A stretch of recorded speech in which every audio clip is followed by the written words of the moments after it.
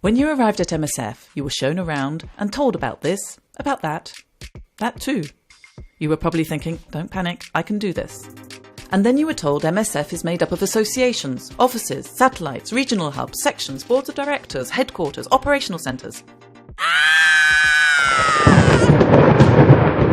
Let's start at the beginning.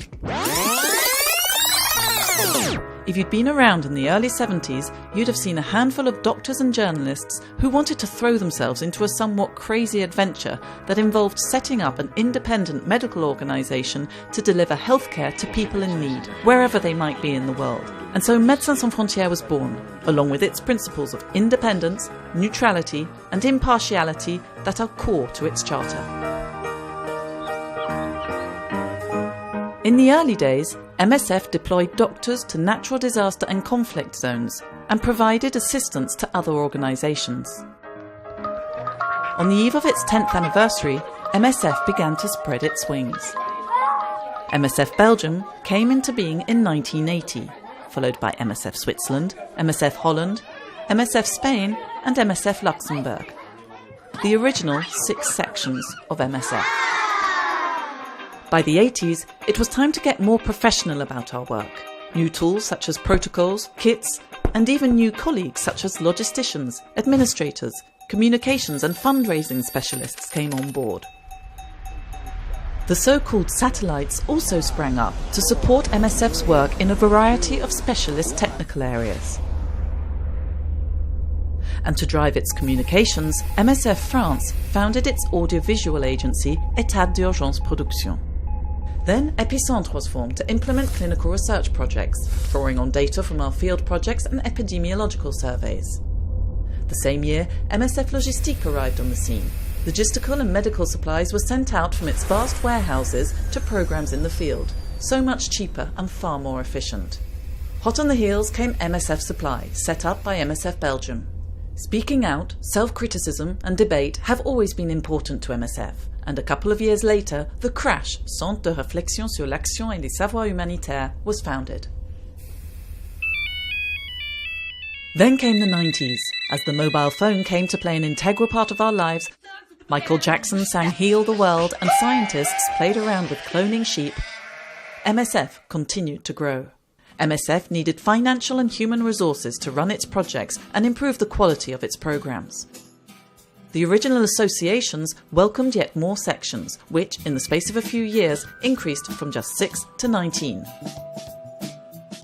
To ensure cohesion among the various sections and reduce the risk of internal conflict, MSF International was created in 1991.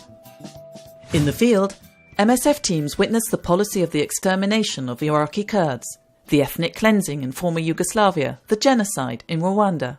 Should we tell the world about these problems or remain silent? MSF spoke out, but not with a single voice. Sections didn't always agree on methods of intervention or how to manage missions, but most importantly on témoignage, bearing witness.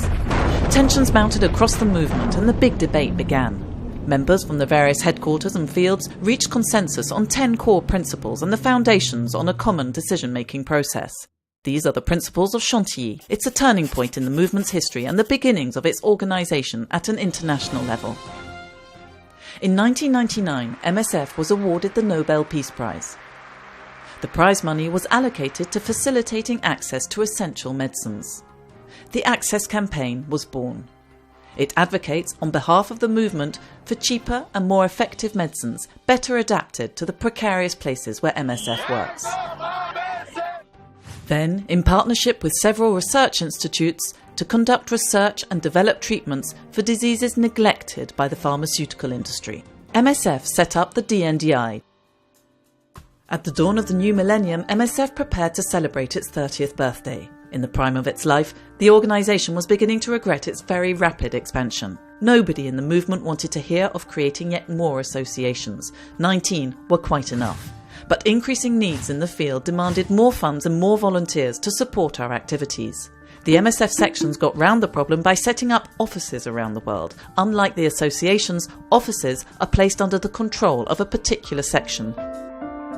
Alliances were gradually formalised with 5 of the original sections, and with their partner sections went on to become operational centres.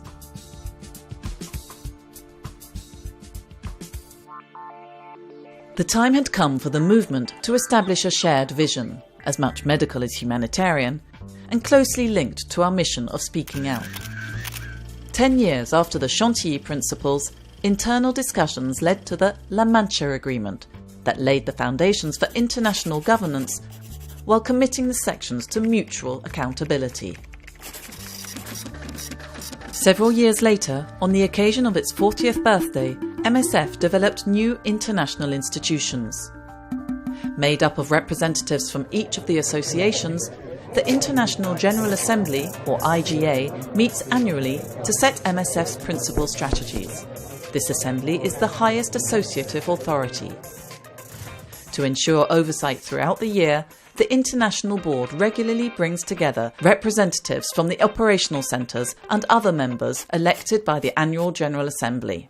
Meanwhile, MSF opened the way for setting up regional associations to give our colleagues and members from countries in the south a more significant role. So here's what MSF looks like today. 1 international association, 5 operational centres, 24 associations, 7 offices, more than 36,000 people of over 100 nationalities working in over 60 countries to take care of almost 10 million patients every year, all thanks to the support of nearly 6 million people, without whom MSF would not be what it is today.